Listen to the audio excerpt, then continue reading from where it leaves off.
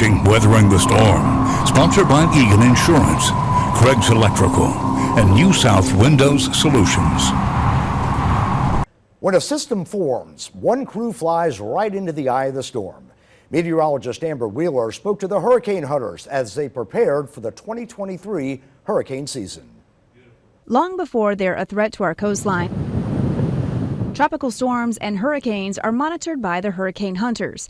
And as we head into another hurricane season, these fortified planes are ready to go. As a pilot with the hurricane hunters, we fly into the hurricanes. We'll drop down to 10,000 feet, fly right through the eye wall. These planes can withstand some of the strongest winds on the planet, all while collecting important data.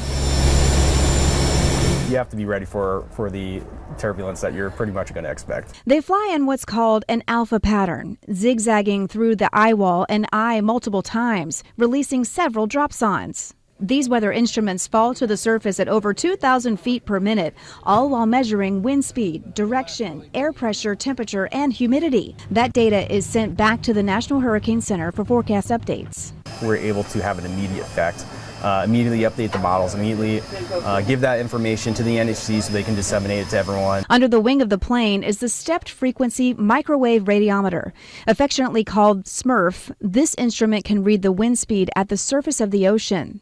All of the data collected from the hurricane hunters will be used for a new storm surge model. This season, the new storm surge model will have advancements which will account for friction from land and how that impacts how far the water will move inland. We start to highlight areas that have a risk of about 3 feet or greater of inundation. So I'm 6 feet tall, 3 feet is going to be up to my waist. That's water you're not going to want to be in your home. The storm surge watch and warning are really important products. They are really the loudest alarm we can sound in terms of one of the biggest life-threatening hazards. Another improvement this season, the hurricane hunters will be equipped with broadband to improve communication to the Hurricane Center.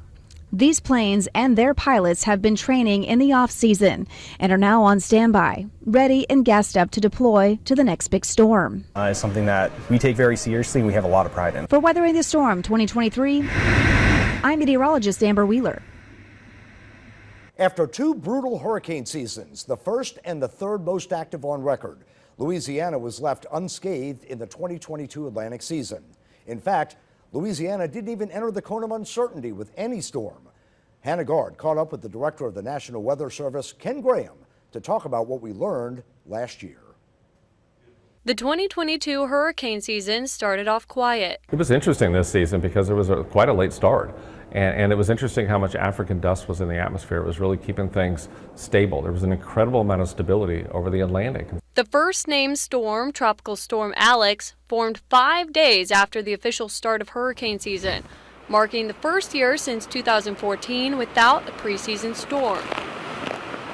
No systems formed during the month of August, the first season on record to go without an August storm during a La Nina year. It took until September for a hurricane to form, Hurricane Danielle, the latest a hurricane has formed since 2013. So it took a while for things to get going, but when it did, it really did. I mean, think about Hurricane Ian. Ian rapidly intensified offshore, becoming a Category 5, before making landfall on the southwest coast of Florida near Fort Myers on September 28th as a high-end Category 4 hurricane. The storm brought extensive damage that hasn't been endured in the region since Hurricane Charlie in 2004.